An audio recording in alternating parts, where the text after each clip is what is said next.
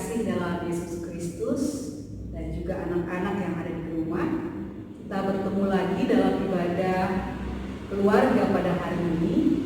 Dan hari ini kita akan membaca dan merenungkan firman Tuhan. Marilah kita bersatu dalam doa, kita berdoa. Terpujilah Engkau ya Allah yang Maha Kasih, Tuhan yang senantiasa setia memelihara kami. Di saat ini kami akan bersama-sama membaca dan merenungkan firman-Mu ya Allah. Kiranya di dalam tuntunan kuasa Roh Kudus-Mu, kami dipimpin oleh hikmat-Mu untuk merenungkan firman Tuhan yang diberitakan hari ini. Berfirmanlah bagi kami, di dalam nama Tuhan Yesus Kristus kami berdoa. Amin. Pembacaan Alkitab pada hari ini terambil dari kitab Rut pasal 3 ayat 8 dan 15 yang menyatakan, pada waktu tengah malam dengan terkejut terjagalah orang itu lalu meraba-raba ke sekelilingnya, dan ternyata ada seorang perempuan berbaring di sebelah kakinya. Bertanyalah ia, siapakah engkau ini? Jawabnya, aku Rut, hambamu. Kembangkanlah kiranya sayapmu melindungi hambamu ini, sebab engkaulah kaum yang wajib menebus kami. Lalu katanya, diberkatilah kiranya engkau oleh Tuhan, ya anakku.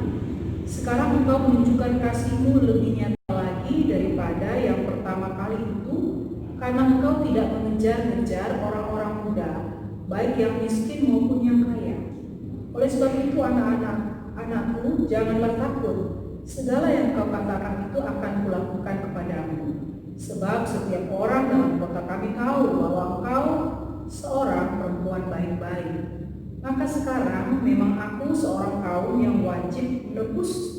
Tetapi walaupun demikian masih ada lagi seorang penebus yang lebih dekat daripadaku. Tinggallah di sini malam ini, dan besok pagi jika ia mau menebus engkau, baiklah. Baik, biarlah ia menebus. Tetapi jika ia tidak suka menebus engkau, maka akulah yang akan menebus engkau demi Tuhan yang hidup. Berbaring sajalah tidur sampai pagi. Jadi berbaringlah ia tidur di sebelah kakinya sampai pagi. Lalu bangunlah ia sebelum orang dapat kenal mengenal, sebab kata Boas, janganlah diketahui orang bahwa seorang perempuan datang ke tempat pengirikan. Lagi katanya, berikanlah selendang yang engkau pakai itu dan tadahkanlah itu. Lalu ditadahkannya selendang itu, kemudian ditangkapnya lah nampakkan jelai ke dalam selendang itu. Sudah itu pergilah Boas ke kota.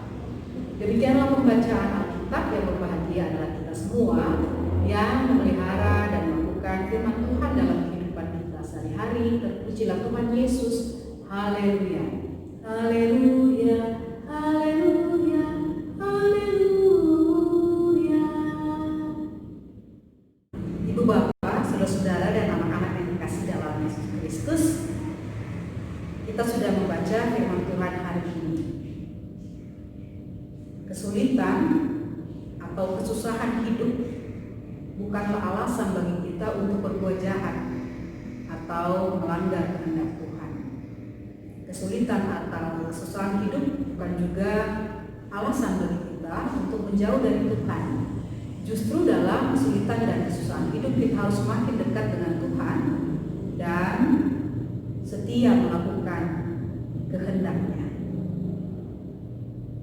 Dalam pembacaan kita ini, Naomi menginginkan kebahagiaan menantunya, bahwa menantunya Rut akan memiliki masa depan yang jauh lebih baik jika ia menikah kembali. Oleh karena itu dia menyusun rencana dan memberikan nasihat kepada Rut untuk melakukan sesuatu, yaitu menjumpai Boas yang memang memiliki kewajiban untuk menjadi penebus di tengah-tengah keluarga Naomi. Nasihat Naomi ini memang berdasarkan hukum Taurat di dalam Ulangan 25 ayat 5 sampai 10, yaitu ada kewajiban dari kaum kerabat atau keluarga terdekat dari seorang janda untuk menjadi penebus, yaitu menyelamatkan milik pusaka dalam keluarga tersebut supaya tidak jatuh ke tangan orang lain, dan menikahi istri yang telah meninggal. Tetapi karena Naomi sudah tua, oleh karena itu Naomi memilih supaya Ruth yang menikah kembali dan melanjutkan keturunan mereka. Di tempat pengirikan, Ruth bertemu dengan Boaz, dan dia dengan tanda atau simbol yang dia lakukan tidur di kaki Boaz dan meminta Boaz untuk menutup kain di atas tubuhnya. Itu berarti bahwa Ruth bersedia untuk menikah kembali, menikah dengan sang penebus. Dalam hal ini yang dia jumpai adalah Boaz. Kita bisa baca di dalam Yeskiel 16 ayat 8 sampai 14. Tanda atau simbol yang dilakukan oleh Ruth itu adalah merupakan kesediaannya untuk menikah kembali. Boaz dan seluruh penduduk kota memandang Ruth sebagai perempuan yang terpandang. Dalam pembacaan kita ayat 10 sampai ayatnya yang ke-11. Keputusan Ruth untuk tetap mendampingi mertuanya sebagai seorang janda miskin membuat Ruth digambarkan sebagai perempuan baik oleh Boaz dan seluruh penduduk kota. Pertama, ia setia kepada keluarga Naomi walaupun suaminya telah meninggal, dan dia harus meninggalkan orang tuanya sendiri, kampung halamannya sendiri, bahkan agama atau keyakinannya sendiri.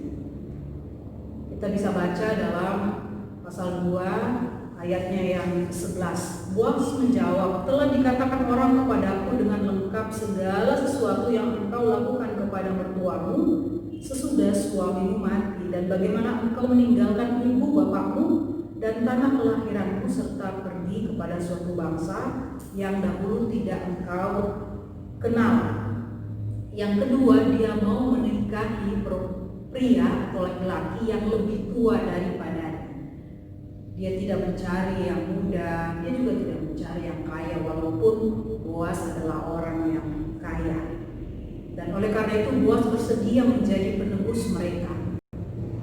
Tetapi dengan satu syarat, bahwa dia harus menemui seorang penebus yang lebih dekat dengan keluarga Naomi, yang jauh lebih berhak untuk melakukan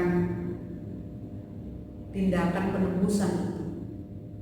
Dan jika orang itu tidak bersedia, barulah dia yang bertindak menjadi penebus di tengah-tengah keluarga Naomi.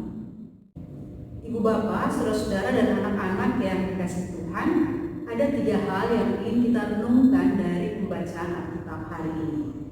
Yang pertama adalah tetap berbuat baik dan benar. Dalam kesusahan sekalipun, tetaplah kita berbuat baik dan benar. Ruth dan Naomi menjadi teladan buat kita bahwa sekalipun mereka dalam kesusahan, mereka tidak berpaling dari Tuhan.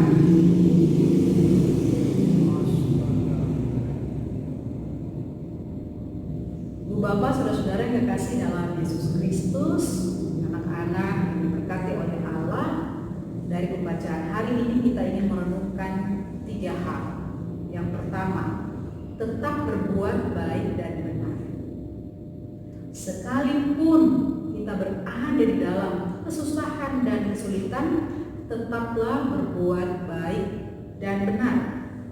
Ruth dan Naomi menjadi teladan bagi kita bahwa sekalipun kondisi mereka sangat sulit, mereka sangat miskin, tapi mereka tidak melakukan sesuatu yang jahat. Mereka tidak berpaling dari Tuhan, melainkan tetap beriman kepada Allah, sehingga kehidupan mereka menjadi kesaksian bagi seluruh penduduk di wilayah mereka, sehingga Boaz dan penduduk di kota itu memandang mereka dan menghargai mereka sebagai perempuan-perempuan yang terhormat dan memiliki moral yang baik.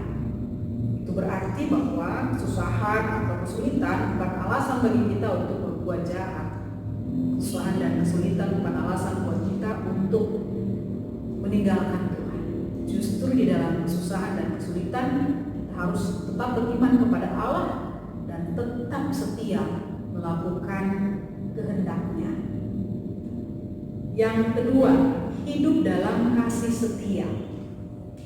Naomi dan Ruth saling menunjukkan dan membuktikan bahwa mereka saling mengasihi satu dengan yang lain, bahwa mereka mengikat sebuah kesetiaan hidup satu dengan yang lainnya.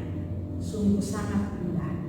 Naomi menginginkan kebahagiaan menantunya Ruth, dan Ruth sang menantu menginginkan atau melindungi, menemani, menunjukkan kesetiaannya kepada mertuanya. Itu berarti bahwa di dalam kehidupan kita sebagai keluarga, kita juga harus saling membahagiakan. Kita harus saling menunjukkan kasih setia satu dengan yang lain. Apakah antara suami istri, orang tua dan anak, antara saudara bersaudara, antara mertua dan menantu, sehingga keluarga kita menjadi keluarga yang rukun, yang damai dan harmonis, tetap kuat. Dan jika ada kesulitan, pastilah kita bisa melaluinya secara bersama-sama, tentu dengan mengandalkan kekuatan dan pertolongan dari Tuhan. Ada dua orang kakak beradik, Sony dan Tony. Sony sudah menikah dan memiliki 2 anak, sedangkan Tony belum. Mereka berprofesi sebagai petani. Ternyata tiap malam secara diam-diam mereka mengantar satu karung beras ke dalam lumbung saudaranya masing-masing. Sony mengantarkan satu karung beras ke dalam lumbung Tony, dan Tony juga begitu, mengantarkan satu karung beras ke dalam lumbung saudaranya Sony. Begitu terjadi terus-menerus tiap hari, sehingga suatu saat mereka bertemu di tengah jalan dan mereka terkejut. Lalu Tony bertanya, "Kenapa abang melakukan ini terhadap saya?" Karena dia tahu bahwa setiap malam abangnya melakukan hal yang sama terhadap dirinya sebagai adik. Sony kemudian mengatakan, "Adikku, kamu kan masih tinggal sendiri. Kamu tentu perlu persediaan,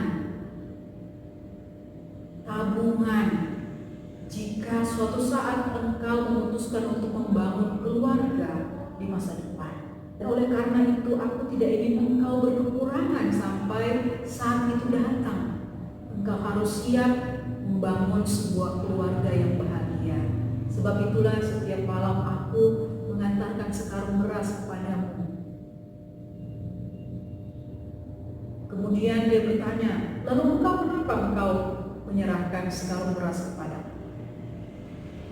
Tony menjawab, "Bang, abang kan sudah berkeluarga, punya istri, punya anak-anak. Kalau saya masih sendiri, jadi kebutuhan hidup saya tidak banyak. Jadi saya berpikir, wah tentu abang lebih membutuhkan beras dibanding dengan saya. Oleh karena itu setiap malam saya mengantarkan sekarung beras kepada abang." Mereka lalu berpelukan karena mereka tahu bahwa ternyata mereka bukan saja saudara sekandung, tetapi mereka memang betul-betul hidup di dalam kasih setia, saling mengasihi, saling menunjukkan kesetiaan satu dengan yang lainnya. Yang ketiga, menolong yang lemah. Kalau kita baca pembacaan kita pada malam hari ini atau pada hari ketika Ruth datang ke tempat Boas malam-malam, wah, kalau bagi laki-laki ini seperti kucing yang dikasih ikan. Bukan ikan asin lagi, ikan segar. Jadi karena ikannya sudah ada, tinggal dicaplok aja sama kucingnya. Tetapi Boas tidak. Dia tetap memperlakukan Ruth, memandang Ruth sebagai perempuan terhormat, sebagai perempuan yang bermoral baik. Dan dia bersedia untuk menolong Ruth dan Naomi sebagai kaum yang lemah. Boas menjadi teladan bagi kita bagaimana menolong yang lemah. Boas orang yang kaya tetapi juga baik hati dan murah hati. Boas dengan tulus dan bertanggung jawab bersedia menjadi pelindung bagi Naomi dan Ruth. Itu berarti bahwa jika kita memiliki kekayaan, jika kita memiliki kepintaran, jika kita sukses, jika kita memiliki kekuasaan, jika kita memiliki kesehatan, jika kita memiliki talenta, potensi, berkat yang lebih, gunakanlah untuk menolong yang lemah. Bukan sebaliknya, memperalat, menindas, dan membuat yang lemah itu semakin menderita. Jadilah seperti Boas, jadilah orang Kristen yang baik, murah hati dan tulus, menjadi penolong dan pelindung bagi yang lemah. Ibu bapak, saudara-saudara dan anak-anak yang dikasihi Tuhan, inilah firman Tuhan bagi kita pada saat ini. Di bulan pelayanan dan kesaksian kita diingatkan bahwa kita bisa melayani dan bersaksi ketika sekalipun dalam kesusahan kita tetap bisa berbuat baik dan benar. Kita tetap setia kepada Allah. Dan yang kedua, kita saling menunjukkan kasih setia satu terhadap yang lain, baik dalam keluarga, dalam gereja, dalam masyarakat, dan kehidupan bersama-sama dengan orang lain. Yang ketiga, kita mau dengan rela, dengan tulus, dengan murah hati menolong mereka yang lemah. Dengan demikian kita akan menjadi orang Kristen, warga GBIB yang terus-menerus melakukan pelayanan dan kesaksian untuk menghadirkan Allah di tengah-tengah kehidupan orang-orang lain. Bahwa sekalipun mereka dalam kesusahan, ada Allah yang menghadirkan penolong di tengah-tengah kehidupan mereka. Semoga firman Tuhan hari ini menguatkan kita, menolong kita untuk melakukan firman Tuhan di tengah-tengah kehidupan kita masing-masing. Amin. Seperti biasa, di dalam ibadah keluarga ada diskusi yang dilakukan bersama-sama dengan keluarga. Maka pertanyaan yang pertama adalah, bagaimana caranya ibu bapak, saudara-saudara dan anak-anak tetap melakukan yang baik dan benar sesuai kehendak Tuhan walaupun dalam kesulitan. Dan yang kedua, bagaimana caranya ibu bapak dan saudara-saudara serta anak-anak menunjukkan, membuktikan bahwa saudara-saudara saling mengasihi, saling setia satu dengan yang lain di dalam keluarga, orang tua dan anak, suami, istri, saudara, bersaudara. Dan yang ketiga, apa yang ingin saudara lakukan untuk menolong mereka yang lemah? Selamat berdiskusi. Tuhan Yesus memberkati ibu bapak, saudara-saudara dan anak-anak sekalian.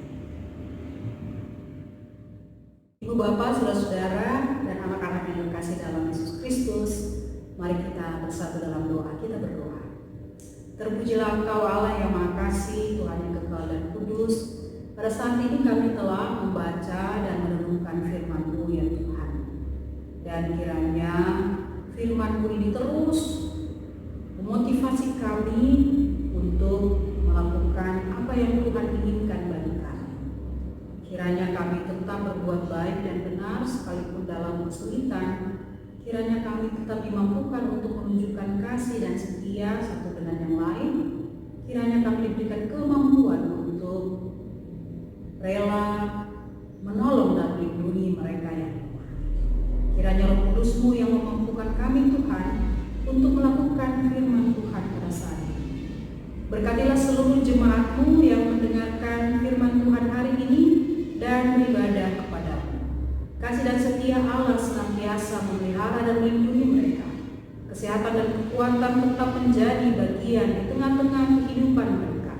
Berkati mereka yang lemah, tolong dan sembuhkan mereka yang sakit, dan di dalam pergumulan kiranya Tuhan memberikan jalan keluar segala kebutuhan, rencana, dan permasalahan kehidupan keluarga jemaat-Mu. Tuhan turut campur tangan. Dan kiranya damai sejahtera Allah yang melampaui segala akal itu memberkati dan memelihara sekalian keluarga yang beribadah saat ini dari sekarang sampai selama-lamanya. Terpujilah Tuhan Yesus Kristus.